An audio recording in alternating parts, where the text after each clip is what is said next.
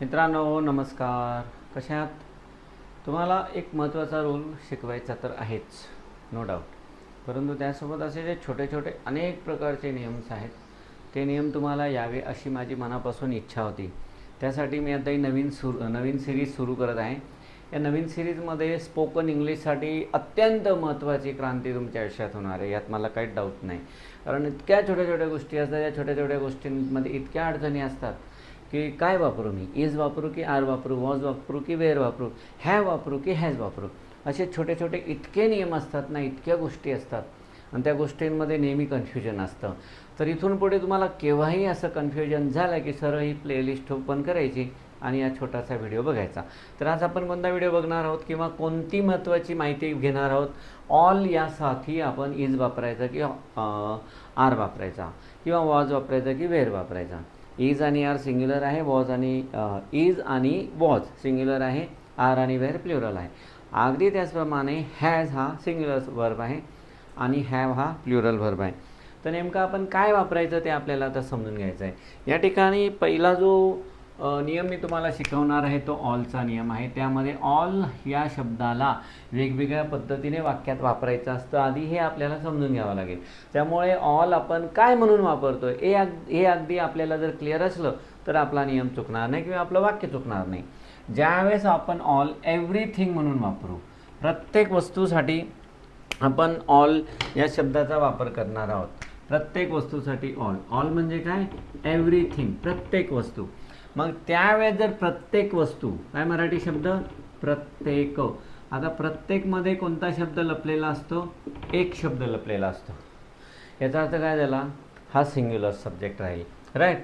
All is ready right आहे की all R ready आहे? मग प्रत्येक गोष्ट रेडी आहे की प्रत्येक गोष्ट रेडी आहेत असं होतं, तर नॅचरली हे चुकेल आणि हे वाक्य बरोबर येईल. प्रत्येक वस्तू या अर्थाने घ्यायचा असेल तर all is ready. Got it? Okay. पुढचा नियम, all with number of people and things.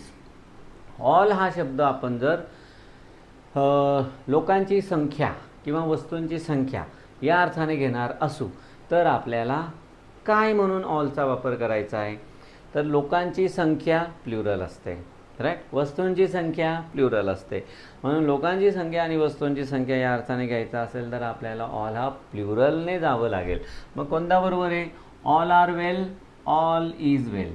आता ऑल इज वेल हे वाक्य खूप प्रसिद्ध आहे, परंतु ऑल इज वेल हे कोणत्या अर्थाने करेक्ट राहील?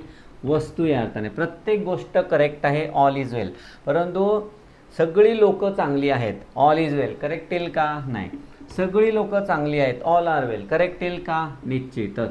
सगळ्या वस्तू चांगल्या आहेत, ऑल आर वेल. सगळ्या वस्तू चांगल्या आहेत, ऑल इज वेल येईल का? नाही. तर या ठिकाणी हे रॉंग आहे.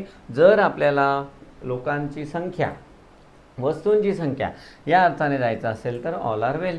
पुढचा जो नियम आहे, ऑल किंवा ऑल ऑफ किंवा नॉट ऑल ऑफ, हा जर आपण सिंग्युलर अनकाउंटेबल नाऊन म्हणून घेतला तर, अनकाउंटेबल नाऊन म्हणजे काय? जे आपल्याला मोजता येत नाही. जसं की शुगर, हां, आपण असं म्हणतो का एक साखर दे, किंवा वॉटर आपण असं म्हणतो का 2 पाणी दे, राईट.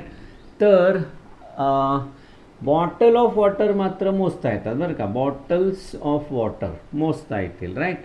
किंवा के जीच्या हिशोबात असेल तर साखर पण मोजता येईल, 4 kg म्हणजे प्लुरल होणार. फक्त शुगर आणि वॉटर आपल्याला 2 शब्द घ्यायचे असतील तर ते आपल्याला अनकाउंटेबल नाऊन म्हणून असतील आणि ते सिंग्युलर असतील. मग सिंग्युलर असल्यावर हॅव वापरणार की हॅज? बघूया. ऑल द मनी, सगळे पैसे, हॅज बीन स्पेंट, खर्च झाले. आता या ठिकाणी हॅज आहे, या ठिकाणी हॅव आहे आणि आपला सब्जेक्ट कोण आहे? मनी आहे, मनी आहे. दोघा ठिकाणी all the money, all of the money पण चालेल किंवा not all of the money पण चालेल, काय पण येऊ द्या. Not all of the money, all of the money, all the money, काय पण आलं तरी हॅव येणार नाही, कारण हॅव हा शब्द प्लुरल सब्जेक्टसोबत येतो आणि हॅज हा शब्द सिंग्युलर सब्जेक्टसोबत येतो. या ठिकाणी सिंग्युलर शब्द आलेला आहे, अनकाउंटेबल. नाऊन या ठिकाणी शब्द वापरला मुद्दामून, कारण नाऊन हा शब्द ऑब्जेक्ट पण असू शकतो, सब्जेक्ट पण असू शकतो. या वाक्यामध्ये मात्र मनी असू द्या किंवा ऑल द मनी असू द्या, काय पण असू द्या, तर आपण काय म्हणून घेतलेला आहे, तो सब्जेक्ट म्हणून आलेला आहे. मग सब्जेक्ट झाला सिंग्युलर अनकाउंटेबल नाउन, म्हणून हॅज हे करेक्ट येणार आणि हॅव हे रॉंग येणार. पुढचा जो नियम आहे ऑल किंवा ऑल ऑफ किंवा नॉट ऑल ऑफ, पण जर आपण त्याला घेतलं प्लुरल काउंटेबल नाउनसोबत, राईट, म्हणजे वॉटरच्या ऐवजी बॉटल्स ऑफ वॉटर केलं, शुगरच्या ऐवजी 4 kg शुगर केलं, 4 kg शुगर, तर काय होतं आहे बघा, ऑल ऑफ द स्टुडंट्स या ठिकाणी एस आला म्हणजे प्लुरल झालं. विद्यार्थी मोजता येतात की नाही, 1 2 3 4. त्यानंतर all of the students same वाक्य आहे, फक्त इथे लिहिला वेअर, इथे लिहिला वॉज. वॉज असतो सिंग्युलर सब्जेक्टसोबत, वॉज कोणासोबत येतो, सिंग्युलर सब्जेक्टसोबत. वेअर कोणासोबत येतो, प्लुरल सब्जेक्टसोबत. मग आता प्लुरल काउंटेबल नाउन आहे, तर शब्द इथं दिलेला आहे प्लुरल. प्लुरल म्हणजे अनेक वचनी. मग all of the students S लागला आहे म्हणजे प्लुरल झालं. प्लुरलसोबत काय बरोबर येणार, वेअर बरोबर येणार. आणि इथे वॉज लिहिला तर तो काय येणार, रॉंग येणार. Got it. अशा प्रकारे छोटे छोटे नियम आता मी घेऊन येणार, राईट. तयार राहायचं. अजूनही जे नवीन व्ह्यूवर असतील त्यांनी सबस्क्राईब केलं नसतील तर सबस्क्राईब करा. व्हिडिओ आवडला तर लाईक करा, मित्रांसोबत शेअर करा. थँक्यू, धन्यवाद. बघा काही लिहायचं असेल तर लिहून घ्या. Okay, thank you.